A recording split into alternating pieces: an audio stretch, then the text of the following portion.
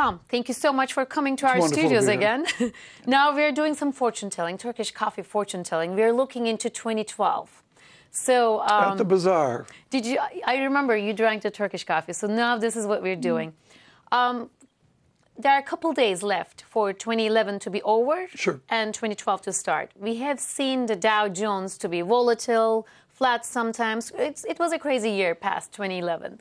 Going forward in 2012, where do you see the Dow Jones to be? Well, I think the volatility question for 2011 will clearly follow into 2012. Where we are now on the VIX, which is how we measure the volatility of the S&P 500, it's remarkably near average. And yet I would think that everyone watching your program would say that can't possibly be. We had an extremely emotional autumn. And with the leaf changing in New York, we were up at 30 and then surging up to 42 on the VIX. And now we come down near average, and there is a significant disbelief out there that we can stay this relatively calm and that the Dow can stay at 12,000. There's a great doubt. I would suggest that what I've seen in the last couple of days is the strategists have earnings coming down. Very few of them are what I would call enthusiastic about 2012. And one theme that's occurring right now, which I think is fascinating, is it's so uncertain because of Europe, because of some of the things going on in the United States, that everybody's saying they're really not going to know where 2012 is until March or April or May. So we have to wait through January and February to get a real view of where that crystal ball takes us.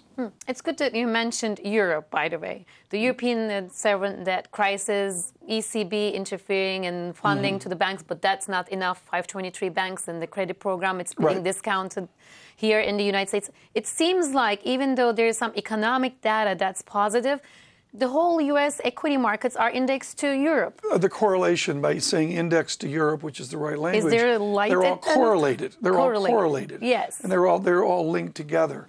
That ebbs and flows day to day. But I would suggest within the quiet of the holiday season that Europe is front and center and still front and center. No one thinks it's going away.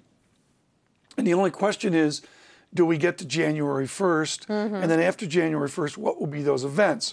So to review, yesterday was a quiet day.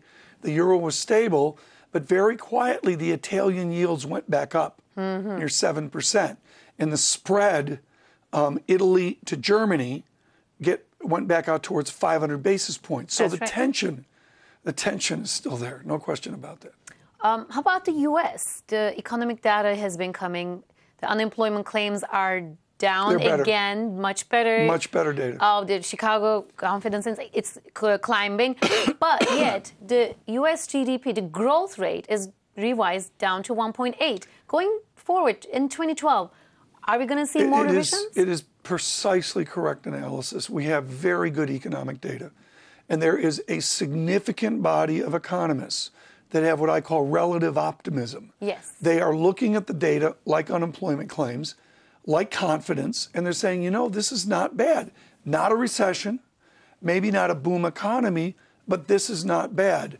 And pushing against them and strongly reaffirmed with a 1.8% third quarter GDP statistic are those that are saying, well, yes, things have been better because of lower gasoline prices.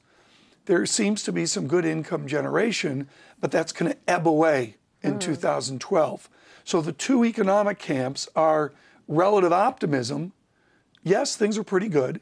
And another group saying, yeah, but wait for January and wait for it to ebb away into next year. Will things get better next week? Are you expecting a Santa rally, a champagne, a celebration time? I don't look at that. I get a lump of coal in my sock. But I don't know about a Santa rally, but I will say that Europe is still there. What's behind every single move of the market is this very unique calculus. Could you imagine if Turkey had the euro now?